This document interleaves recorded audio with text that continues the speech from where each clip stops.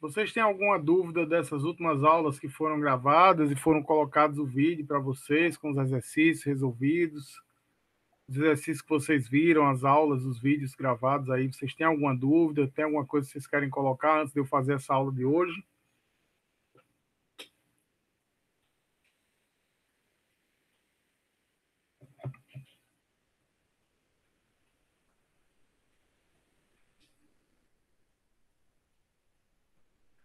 Ok, então vamos lá.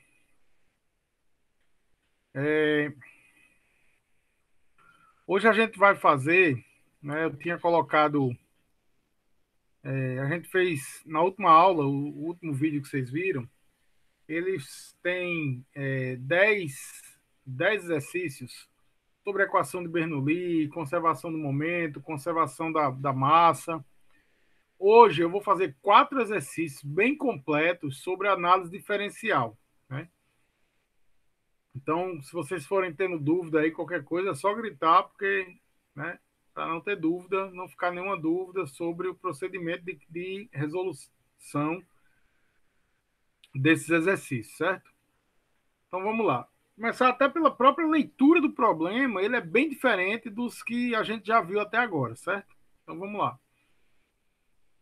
Olha o SAI 10W, aí dá a viscosidade, 0,45 newton vezes segundo por metro quadrado. Escoa em regime permanente e laminar, no canal formado por duas placas paralelas, horizontais e imóveis.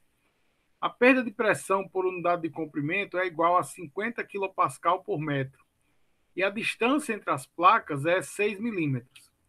Determine a vazão em volume por unidade de comprimento do canal.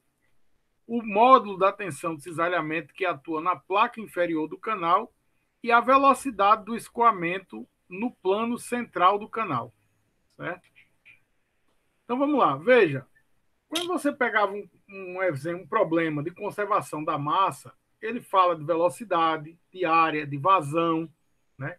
Quando você pega um problema de conservação do momento, ele fala de forças, ele fala de resistência, ele fala de ângulos, né? Mas ele não trata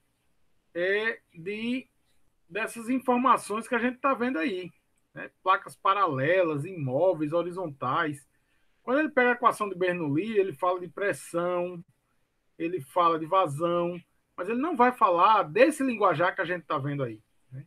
Esse linguajar que a gente está vendo nesse tipo de problema só aparece em problemas da análise diferencial, certo? E para análise diferencial, eu vou ser bem direto com vocês. Nas provas da gente, só vai aparecer problemas com Navier-Stokes, certo? Então, para usar os problemas que a gente vai resolver aqui, eu vou direto para Navier-Stokes, tá? Então, para o nosso quadro, eu fiz diferente do que eu fiz na aula passada, de colocar nos slides, eu trouxe para o nosso velho Word aqui, para a gente ir operacionalizando mesmo essas operações aqui, tá certo? Então, o que é que eu vou fazer? Veja só. Minha equação do Navier-Stokes, tá certo? Olha só. Minha equação de Navier-Stokes na direção x, né?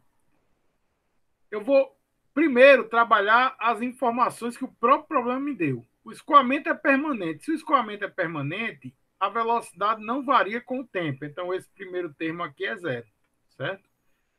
Como eu estou falando de duas placas paralelas, horizontais e imóveis, só tem fluxo na direção x. Então, V e W, que são as componentes da velocidade nas direções que não são horizontal, né, direção para dentro da parede ou vertical, são iguais a zero. Como V e W são iguais a zero, essas V e W aqui são zero, esses termos somem, certo? Também, por se tratar de um escoamento na horizontal, não tem influência da gravidade. Então, esse termo também some, certo? Então, veja como meu elemento, né? Minha equação já se resume ao que eu já tinha digitado aqui. Por isso, eu vou apagar todo esse termo aqui, ok? Da mesma forma, eu agora vou fazer as considerações quanto à variação da velocidade, certo? O que acontece? Quando eu tenho duas placas paralelas na horizontal, eu só tenho fluxo na direção X. Se eu pegar e olhar um ponto, marcar um ponto qualquer aqui, e olhar a variação em Y, eu vou ver um comportamento de parábola da velocidade. Então, eu vou ver uma variação nos vários pontos em Y da velocidade. Mas em X e em Z eu não vejo variação. Então, a variação de U é apenas na direção Y. Ele não varia em X e não varia em Z. Por isso, U não varia em X, então esse termo aqui vai ser igual a zero. U não varia em X, esse termo vai sumir, certo? U não varia em X, U não varia em Z, esse termo vai sumir. Então, veja que minha equação já fica reduzida a isso aqui, certo? Aí agora eu vou passar o dp dx para o outro lado, fica positivo, e o mi dividindo, então eu vou ficar com derivada segunda de u com relação a y é igual a 1 sobre mi dp dx, certo? Agora eu tenho que resolver minha equação diferencial, né? Mas essa equação diferencial é relativamente simples, porque ela é separável, né? Então é bem tranquilo. Para resolver minha equação diferencial, vou integrar de cada lado. Integral de uma derivada segunda é a derivada primeira, né? Tá aqui, ó, du dy. Integral de uma constante, porque 1 sobre mi dp dx, integral de uma constante será a própria constante multiplicada pelo polinômio de primeiro grau, mais uma constante, porque eu tenho aqui uma integral indefinida, certo? Vou integrar a segunda vez. Agora eu tenho a integral de uma derivada é a própria função polinomial de primeiro grau. A integral de uma constante multiplicada por um polinômio de primeiro grau será a constante multiplicada pelo polinômio de segundo grau sobre 2, né? Tá aqui. Mais a integral de uma constante será a constante multiplicada pelo polinômio de primeiro grau, mais uma constante, porque a integral é indefinida. Maravilha, certo? Agora eu preciso achar os valores das constantes, e para isso eu uso as condições de contorno. Quais são as condições de contorno? Lembrando que eu tenho duas placas paralelas paradas. Portanto, o fluido vai ter velocidade igual a zero nas proximidades das duas placas. Se eu imaginar um eixo y igual a zero na metade do caminho entre as duas placas e chamar esse valor de y igual a zero ali, eu vou dizer que y igual a menos h, a minha velocidade é igual a zero, e em y igual a mais h, a minha velocidade também é igual a zero. Essa é a minha condição de contorno. E esse h é a metade da distância entre as placas. Então, eu vou chamar a distância entre as placas d de 2h, ou h de d sobre 2. Certo? Então, usando essas condições de contorno, primeira condição de contorno, y igual a menos h, eu tenho u igual a zero. Então, em y igual a menos h, ó, y igual a menos h, u igual a zero. Certo? Tá aqui a condição de contorno marcadinho aí para vocês. Aí vai me resultar essa equação. U igual a zero, onde tem y, eu vou escrever menos h. Só que aí fica y ao quadrado, fica h ao quadrado, né? Menos h ao quadrado, fica h ao quadrado. Menos C1H, menos C1H, né? No lugar de h fica menos h, mais C2. Substituindo a segunda condição de contorno, que é em y igual a h, u igual a zero. Então, vou ficar com 1 sobre 2.000 dp dx h ao quadrado, mais C1H, mais C2. Maravilha. Agora, somando as duas equações, veja, quando eu somar as duas equações, 0 é igual a 0. Esse termo é igual a esse termo, vai dar duas vezes esse termo, então esse 2 some. C1 negativo com C1 positivo cancela. C2 mais C2 dá 2C2. Aí esse termo aqui passa para o outro lado negativo, com o 2C2, o 2 volta a aparecer aqui. Então, C2 será igual a menos 1 sobre 2.000 dp dx h ao quadrado. Quando você fizer essa menos essa, 0 menos 0, esse termo cancela com esse termo, menos C1H com menos C1H vai dar menos 2C1H, C2 menos C2 igual a 0. Menos 2C1H igual a zero obriga que C1 tem que ser igual a zero. Então, C1 será igual a zero. É outra forma de calcular C1. Então, C1 igual a zero e C2 igual a menos 1 sobre 2.000 dp dx H ao quadrado. Usando esses dois valores que eu encontrei das condições de contorno, eu substituo na minha equação original de U, né, que está aqui, ó. Então, eu vou achar C1 é zero, eu vou achar a equação da velocidade. Com a equação da velocidade, eu vou só reorganizar. Veja que os termos 1 sobre 2.000 dp dx aparecem nas duas parcelas. Coloco em evidência e vai ficar y ao quadrado menos 2 menos h ao quadrado. Voltando lá para o problema, porque depois de resolver toda essa integral aqui, eu agora já não lembro mais o que ele pede. Então, vamos lá. A vazão em volume por unidade de comprimento do canal. Então, vamos resolver primeiro isso. Para achar a vazão, eu agora que sei a velocidade, eu vou lembrar que vazão é velocidade vezes área. Só que aqui a velocidade é uma função de y. E y varia para a área. Então, para achar a vazão, vou ter que fazer integral da velocidade vezes o elemento diferencial de área. E esse elemento diferencial de área entre duas placas será o comprimento vezes a variação de altura dy. L vezes dy. Certo? Com dy variando de menos h até mais h, como a gente já viu aqui. Não é isso? Então, a minha integral será Q igual à integral de U dA. Só que U é esse elemento que eu calculei aqui, 1 sobre 2.000 dp dx, y ao quadrado menos h ao quadrado.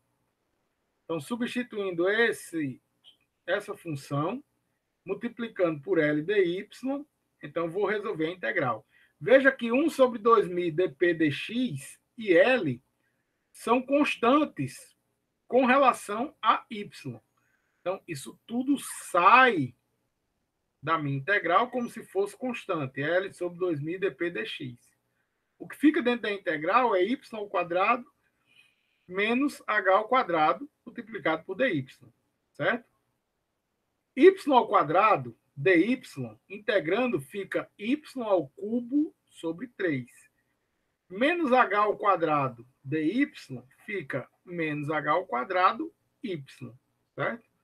Aí aqui eu já estou substituindo, ó. Y ao cubo sobre 3, substituindo por h, vai dar h ao cubo sobre 3. Menos h ao quadrado vezes h, substituindo por h, vai dar menos h ao quadrado h. Menos y ao cubo sobre 3, substituído por menos h, vai ficar menos h ao cubo sobre 3. Menos h ao quadrado vezes y, substituído por menos h, fica menos h ao quadrado vezes menos h. Repeti esse termo aqui, agora já passando o L aqui para baixo. Por quê? Porque o problema pede vazão por unidade de comprimento. Certo? Aí agora eu peguei h ao cubo sobre 3 e aqui ia ficar menos h ao cubo. Aí eu multipliquei por 3 em cima e embaixo apenas para deixar no mesmo denominador. Certo? Então vai ficar h ao cubo sobre 3, só fiz repetir. E aqui ia ficar menos h ao cubo. Aí eu escrevi menos 3h ao cubo sobre 3 para ficar no mesmo denominador. Menos, aí aqui, menos h elevado ao cubo fica menos h ao cubo sobre 3. E aqui, menos h ao cubo mais, ou vezes menos h, fica mais h ao cubo. Aí eu coloquei no mesmo denominador, mais 3h ao cubo sobre 3. Certo? Repeti o Q sobre L, repeti 1 sobre 2.000 dp dx. H ao cubo sobre 3 menos 3h ao cubo sobre 3 dá menos 2h ao cubo sobre 3. Menos h ao cubo sobre 3 mais 3h ao cubo sobre 3 dá 2h ao cubo sobre 3. Ok? Aqui, repeti o Q sobre L, repeti 1 sobre 2.000 dp dx. Porém, menos 2h ao cubo menos 2h ao cubo dá menos 4h ao cubo. Menos 4 dividido por 2 vai dar menos 2h ao cubo.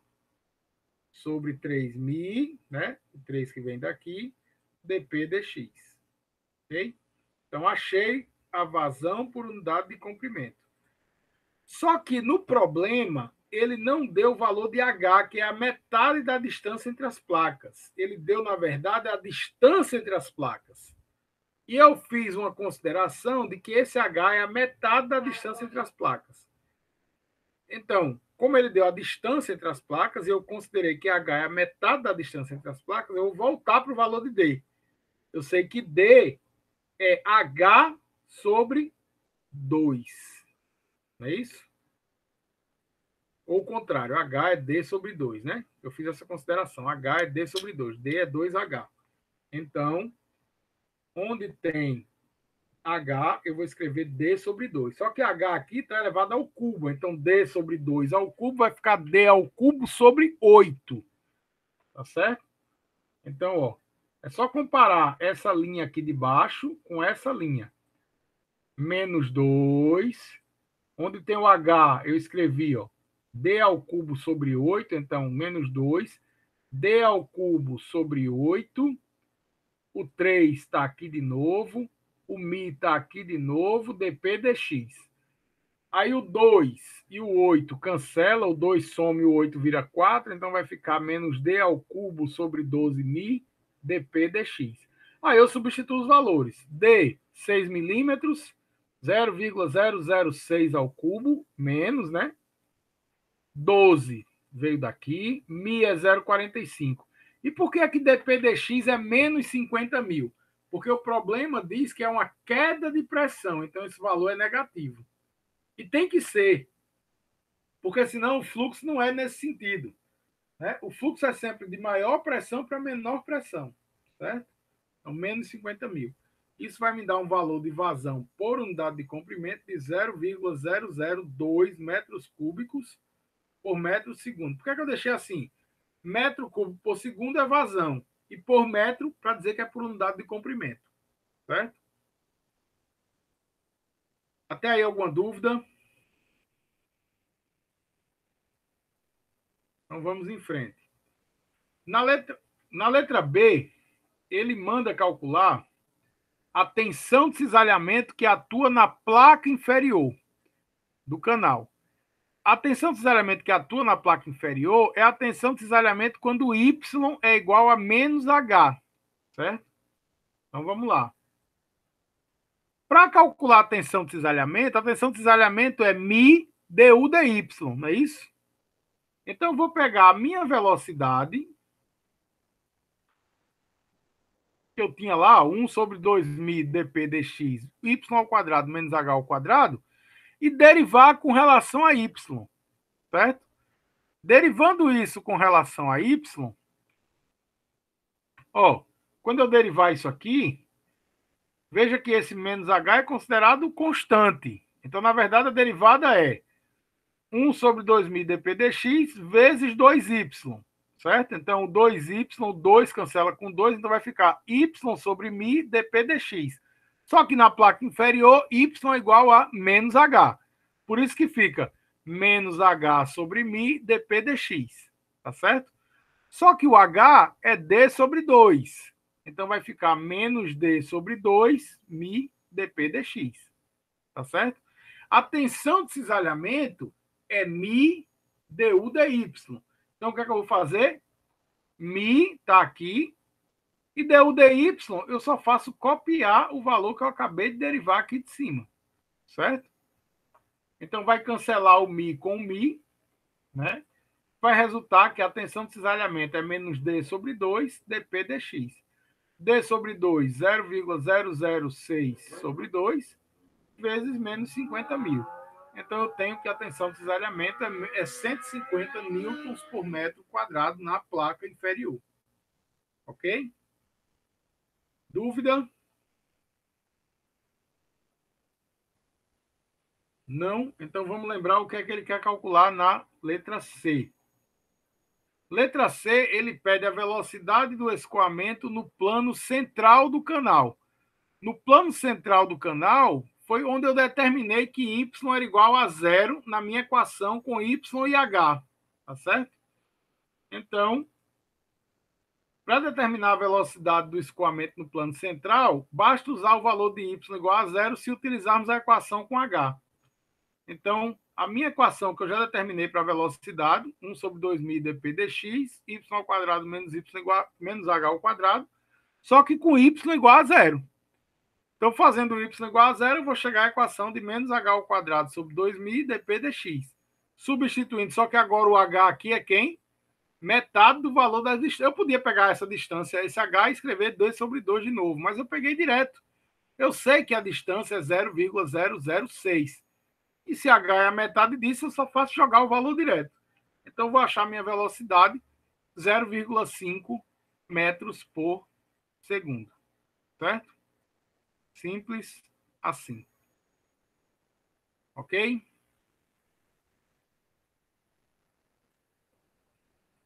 Podemos ir para a próxima questão?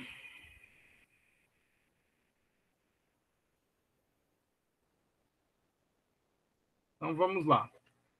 Questão 12. A distância entre duas placas paralelas e horizontais é 4 milímetros.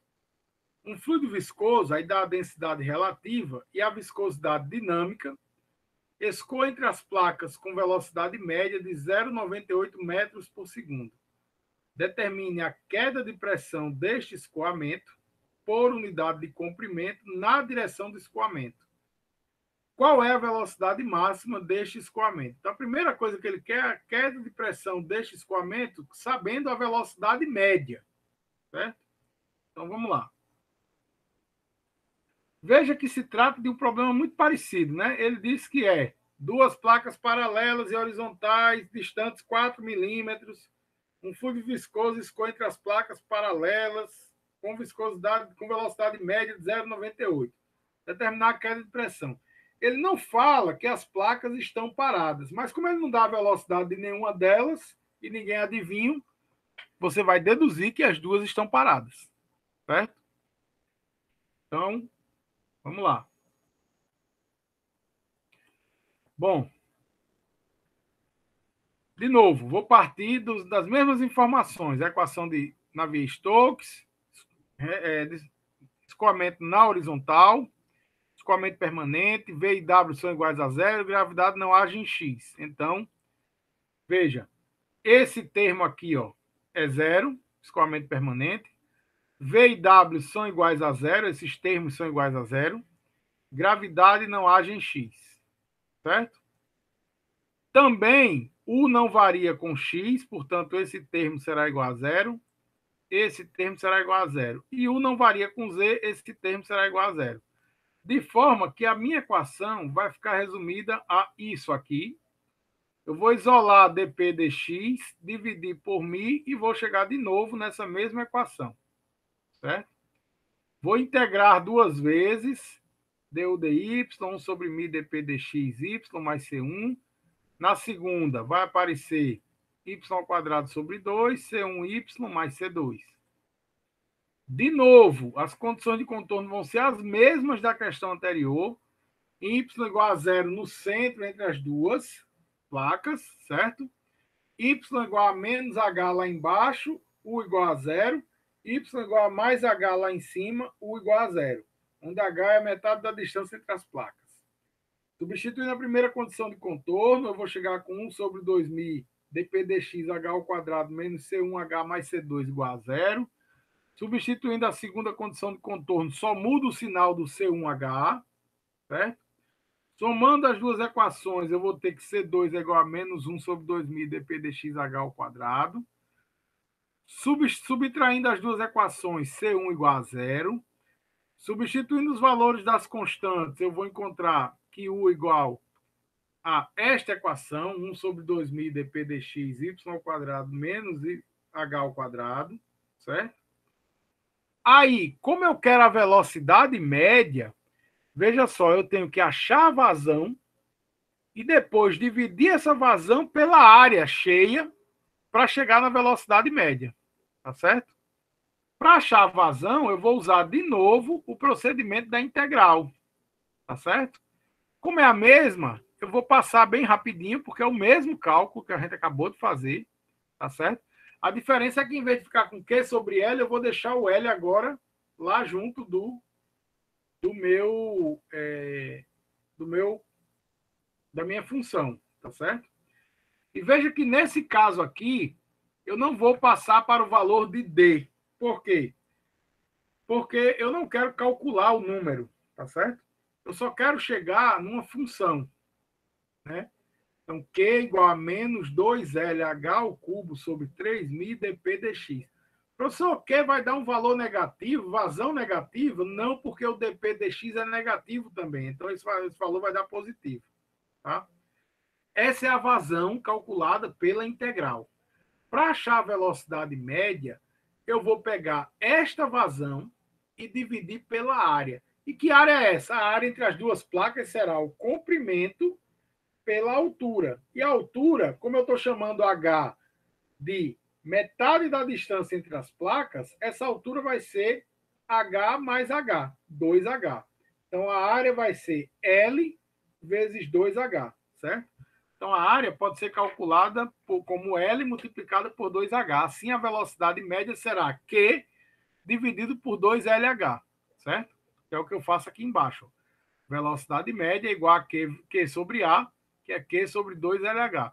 O Q eu já vi aqui em cima, que é menos 2LH ao cubo sobre 3.000 dp dx. Eu divido isso por 2LH. Veja que vai sumir 2L, 1H de cima e o 2LH de baixo. Então vai ficar menos H ao quadrado sobre 3.000 dp dx. Tá certo? Eu quero calcular o dp dx, então eu pego essa equação e isolo o dp dx, passando 3.000 para o outro lado, junto com a velocidade média, e menos h ao quadrado para a parte de baixo, certo? Então, eu só fiz organizar a equação, escrevi o sinal negativo lá na frente, 3.000 velocidade média sobre h ao quadrado. Só que esse h que está aí é metade da distância entre as placas, né? Lembra que a gente fez essa consideração, tá certo? Então, 3 vezes, aí eu volto lá no problema.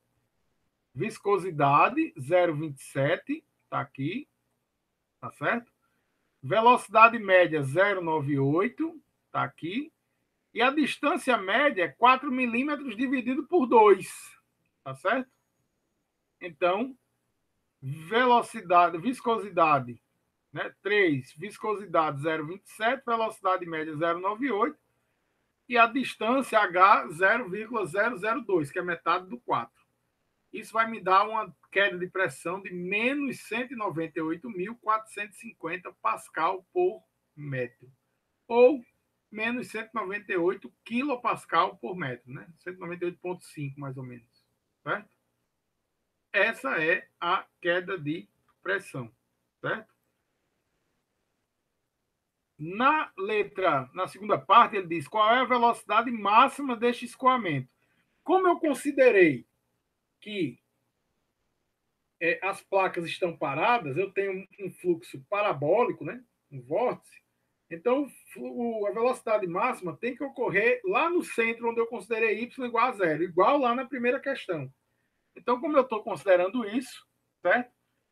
Eu vou ter que pegar a minha equação de novo, dizer que y igual a zero, certo? Mesma coisa que eu fiz lá em cima. Aí agora, como eu já conheço o valor do dp dx, fica mais fácil. Porque eu vou pegar menos h ao quadrado, o valor de h é 0,002, que a gente já viu, 2.000, certo? E dp dx.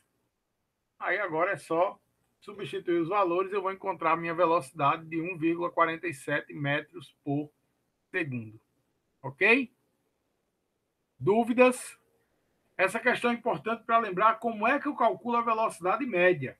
Primeiro eu acho a vazão fazendo a integral da função da velocidade por dA. Depois eu divido essa vazão que eu achei pela área. E a área eu calculo da forma 2LH para duas placas, por exemplo. Certo? Então, cuidado para você não confundir. Eu faço vazão é U vezes dA. E velocidade média, depois que eu calculei essa vazão U vezes dA, eu divido pela área. Se eu não tiver uma área fácil de achar, eu faço a área por um integral dA mesmo. Certo? Então, cuidado para não confundir. Velocidade média tem que fazer desse jeito. Ok? Dúvidas? Então, podemos seguir em frente. Questão 13. Uma correia larga se movimenta num tanque que contém um líquido viscoso, de modo indicado na figura 1.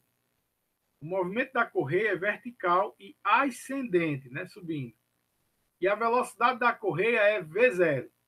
As forças viscosas provocam o arrastamento de um filme de líquido que apresenta espessura H. Note que a aceleração da gravidade força o líquido a escoar para baixo. No filme, obtenha uma equação para a velocidade média do filme de líquido a partir das equações de Navier-Stokes. Admita que o escoamento é laminar, unidimensional e que o regime de escoamento é o permanente. Veja que ele quer uma equação para a velocidade média, tá certo? Ele não quer uma equação para velocidade simples, não. Ele quer velocidade média. Tá? Então, você vai achar a equação da velocidade, achar a vazão e dividir pela área. Tá certo? Então, vamos lá. O que é que tem de diferente nesse problema? Agora, eu estou trabalhando com escoamento na vertical. Tá? Então, como o escoamento é na vertical, eu vou pegar a minha equação de Navier-Stokes, né? E trabalhar com ela na direção vertical, na direção Y. Portanto, no lugar de aparecer DU, DU, DU, vai aparecer DV, DV, DV, DV. Tá certo? A equação agora é ρ dv dt mais U dv dx mais V dv dy mais W dv dz igual a ρ g y menos dp dy mais mi derivada segunda de V com relação a x, mais derivada segunda de V com relação a y, mais derivada segunda de V com relação a z. Vamos lá. Escoamento é permanente, então dv dt igual a zero. Se o escoamento é na vertical, U e W são iguais a zero, porque só tem fluxo na vertical, portanto, V é a única velocidade que não é zero. Então, U é zero, né? No caso, U é zero, aqui, ó, e W é zero. Então, fica só V dV dy. A gravidade age, então, ρgy permanece. Só que você está com tudo aberto para a atmosfera, então não tem gradiente de pressão. Tá certo? Então, dp dy some. Tá? Agora vamos para a segunda parte aqui. Veja que o fluxo ocorre na vertical, mas a variação de velocidade é em x. Então, na verdade, só quem permanece é dv dx. dv dy e dv dz são iguais a zero. Então, por isso, esse primeiro termo todo some, fica igual a zero. dv dx permanece e dv dy, dv dz ficam iguais a zero, certo? Então, vai ficar, a minha equação vai ficar igual a zero, igual a ρgy mais mi dv ao quadrado dx ao quadrado. Só que a gravidade age com sentido negativo, tá? O que é que eu vou fazer? Apenas para facilitar a nossa vida, eu vou escrever a gravidade já como se fosse menos g, passar ela para o outro lado, vai ficar positiva, e aí quando eu for operacionalizar ela matematicamente, se eu for escrever o valor da gravidade, eu escrevo só o valor positivo, tá certo? Então, ali vai ficar como se fosse menos ρgy, vai passar para o outro lado ρg, mas aí quando eu for escrever o valor da gravidade, eu escrevo só o valor 10, positivo, certo? Então, vai passar para o outro lado, o ρg, já tirei até o y, né, porque gravidade só age em y, e o mi passa dividindo. Então, vai ficar a derivada segunda de v com relação a x é igual a ρg sobre mi, tá certo?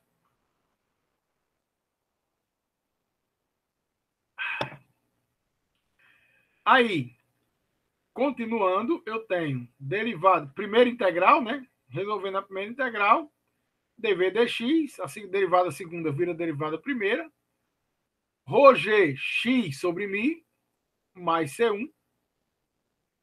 Resolvendo a segunda, né, derivação, a segunda integração, derivada primeira vira a função polinomial do primeiro grau. ρg x fica ρgx ao quadrado sobre 2.000. C1 fica C1x e aparece a constante 2. Certo?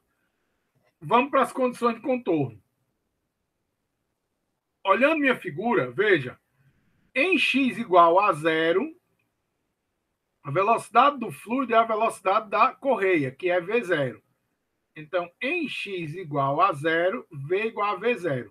Ora, quando V igual a V0, x aqui faz com que esse termo fique zero e esse termo fica zero. Então, C2 é igual a V0. Tá? Já achei uma primeira variável. Né? C2 é igual a V0. Tá certo? Agora, veja só. O que é que acontece nessa interface entre os dois fluidos? Né? Quando você tem uma interface entre dois fluidos, a tensão de cisalhamento sempre será zero. Tá certo? Isso é uma condição de um fluido. Na interface entre dois fluidos, a tensão de cisalhamento é igual a zero. Tá certo? E a tensão de cisalhamento é a viscosidade vezes a derivada sobre a posição, não é isso? Du dy ou dv dx. Ora, a gente viu que dv dx é igual a ρ gx sobre μ. Só que essa posição é no valor de h, tá certo? Então, dv dx é igual a ρg h μ mais C1. Só que a derivada é zero, porque a tensão será zero. Então, ρg h μ mais C1 é igual a zero. Passando para o outro lado, eu vou encontrar que C1 é igual a menos ρg h sobre μ. Certo? Então, eu achei que C2 é igual a V0 e C1 é igual a menos ρgh sobre μ. Substituindo os valores de C1 e C2 nesta equação, eu vou encontrar que V é igual a ρgx ao quadrado sobre 2μ menos ρghx sobre μ mais V0, certo? Agora eu vou pegar esse V aqui e jogar para calcular a vazão. Para calcular a vazão, Q é igual a VdA. Só que dA é L, comprimento, dx. Com dx variando de 0 até h. Certo? Então vamos lá.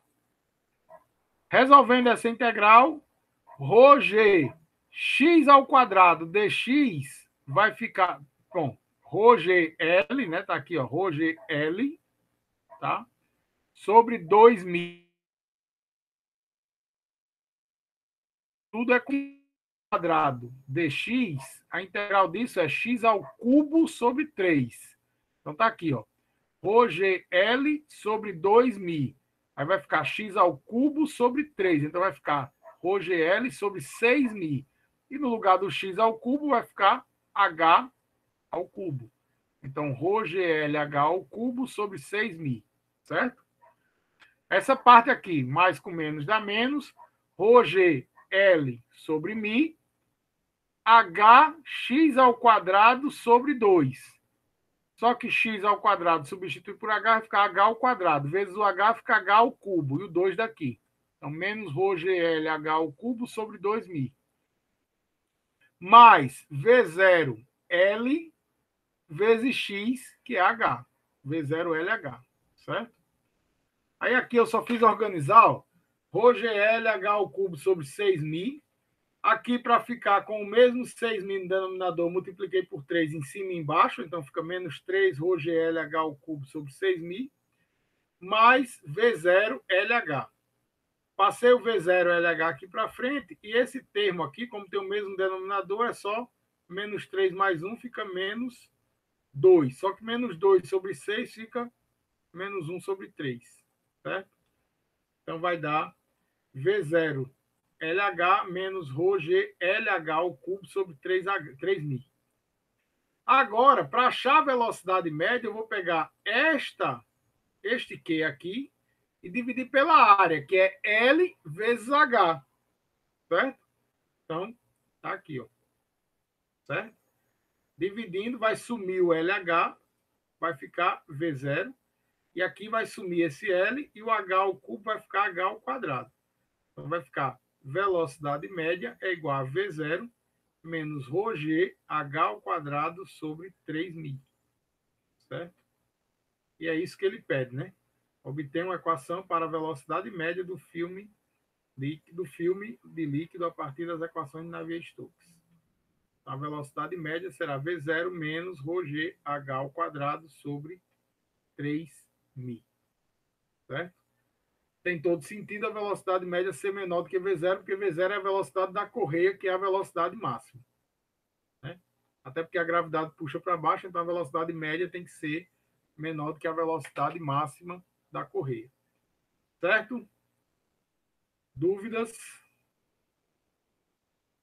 Não havendo, vamos para a questão 14. Questão 14 diz o seguinte: um fluido viscoso, aí dá a densidade absoluta desse fluido que está passando entre as duas placas, e viscosidade 0,44, está contido entre duas placas infinitas e paralelas, mostradas na figura abaixo. O escoamento é promovido pelo movimento da placa superior e pela ação de um gradiente de pressão. Note que a placa inferior é imóvel.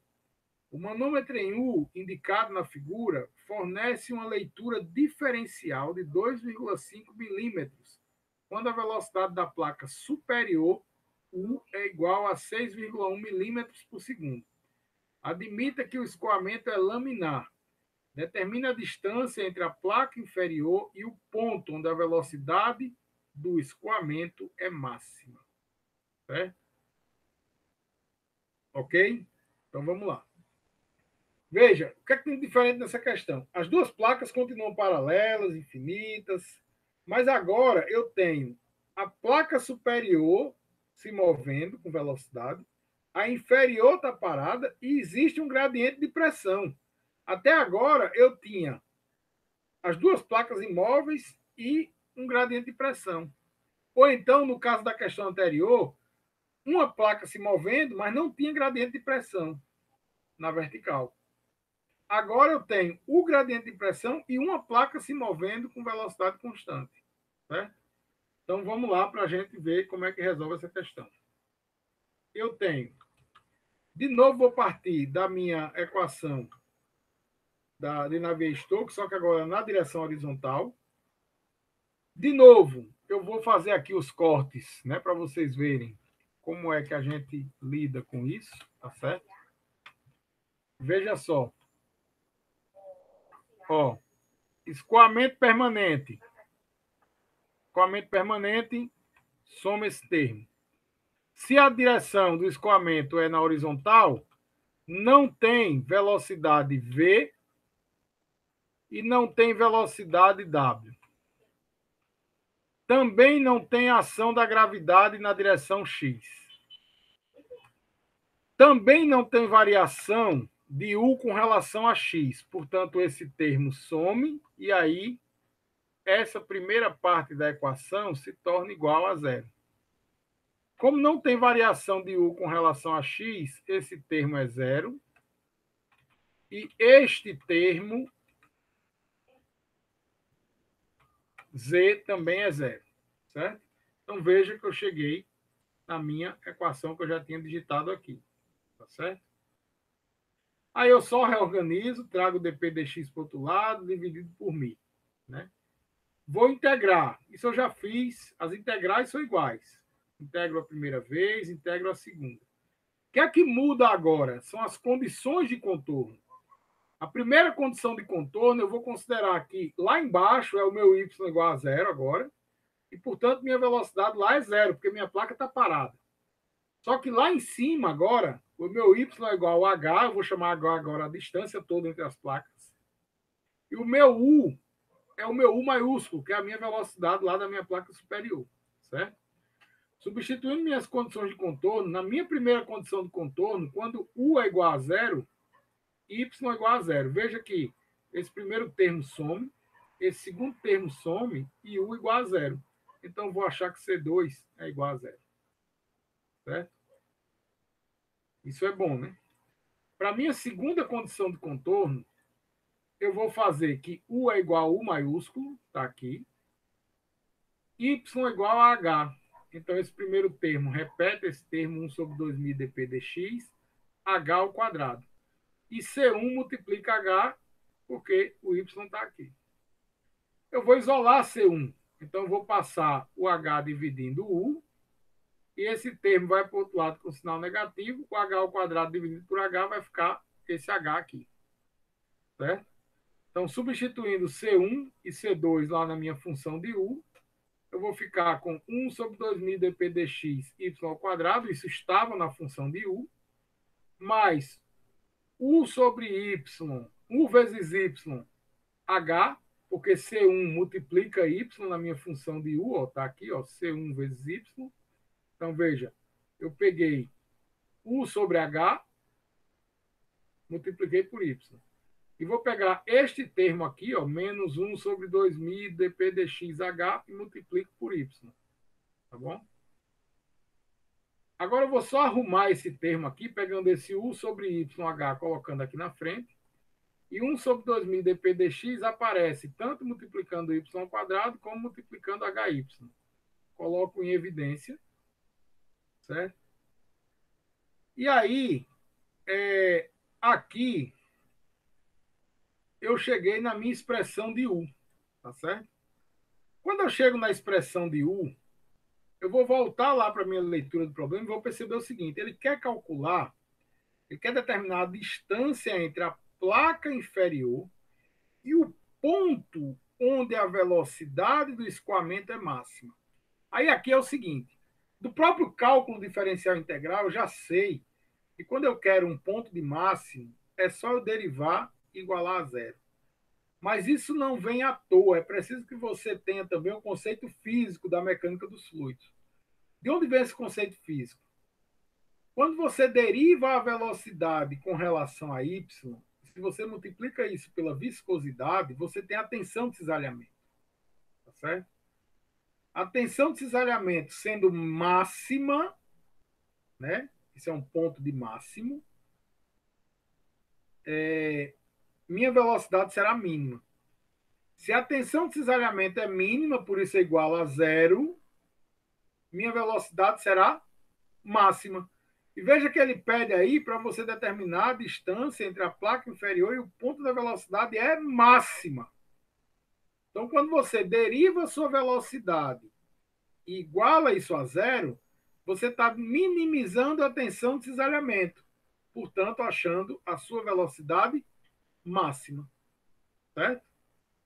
Então, o conceito físico para a mecânica dos fluidos vem daí.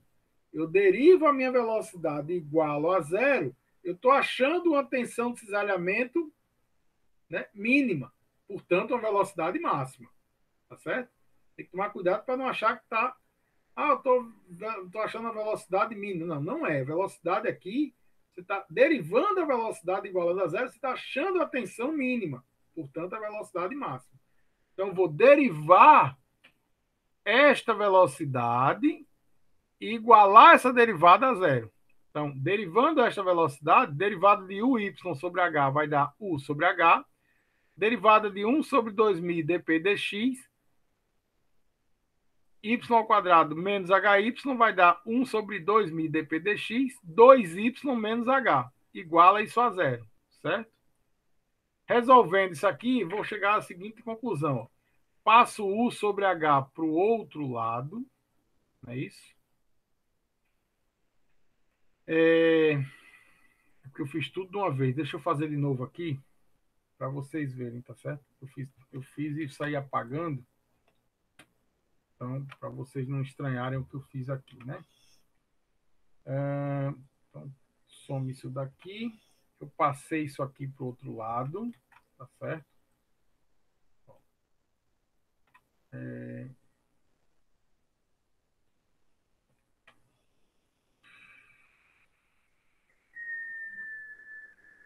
Ficou menos, isso mesmo, menos u sobre h, tá certo? Aí eu passei o dp dx, Ctrl X, aqui para baixo, tá certo? Passei o 2000, Ctrl X para cá, tá certo? Aí esse H, né? Esse 2y menos H, na verdade, sai desse parênteses. parênteses pode sair daqui. Aí esse H pode vir para cá, tá certo? E aí esse 2 passa dividindo para o outro lado. Então, aí aqui vai aparecer H sobre 2.